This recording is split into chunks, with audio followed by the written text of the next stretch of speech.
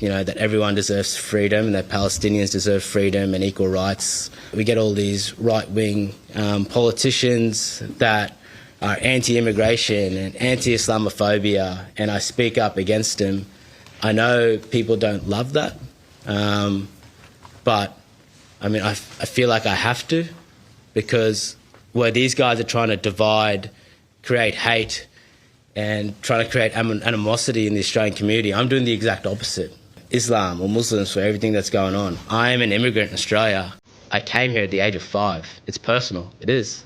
Baggy green cap Usman Khawaja താഴെവയ്ക്കുകയാണ്. വിവേചനങ്ങളോടുള്ള പോരാട്ടങ്ങളുടെ കരിയർ, ഇതിഹാസ തുല്യമായ താരങ്ങളോടുള്ള മത്സരത്തിന്റെ 1.5 പതിറ്റാണ്ട് കാലം. ഖവാജ അന്താരാഷ്ട്ര ക്രിക്കറ്റ് മതിയാക്കുമ്പോൾ തുടക്കകാലത്ത് നേരിട്ട അവഗണനയുടെ കയ്പുനീർ മറച്ചുവെക്കുന്നില്ല.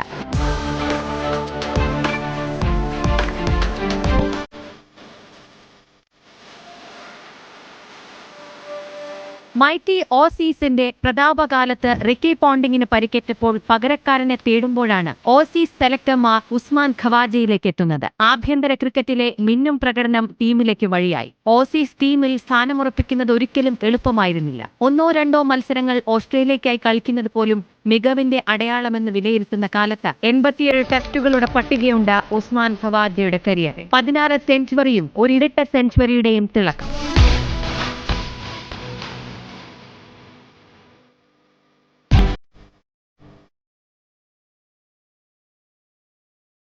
പാകിസ്ഥാനിലെ ഇസ്ലാമാബാദിൽ ജനിച്ച ഉസ്മാന് 4 വയസ്സുള്ളപ്പോഴാണ് കുടുംബം ഓസ്ട്രേലിയയിലേക്ക് കുടിയേറിയത്. സ്പോർട്സ് സ്കൂളിലെ പഠനം ക്രിക്കറ്റിലേക്ക് വഴിയായി. പഠിച്ച് പൈലറ്റായെങ്കിലും ക്രിക്കറ്റ് കരിയറാക്കാനുള്ള തീരുമാനം ഉസ്മാൻ ഖവാജയുടെയും ഓസ്ട്രേലിയയുടെയും വഴി തെളിച്ചു.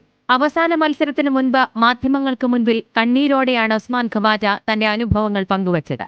I'm a proud Muslim colored boy from Pakistan who was told that he would never play for the Australian cricket team. Look at me now. And you can do the same. I hope I've inspired many children along the way, particularly those who feel that they are different, those who feel that they don't belong, or those others tell that they will never make it. I felt all these things growing up.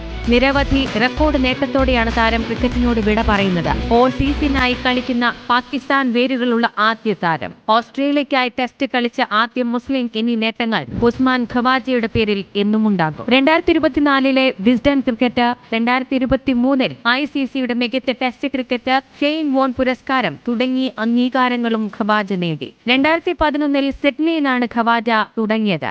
അതേ സിഡ്നിയിൽ 15 വർഷങ്ങൾക്കിപ്പുറം അവസാന ഇന്നിംഗ്സിനും ഇറങ്ങും. Sports desk, news Malayalam.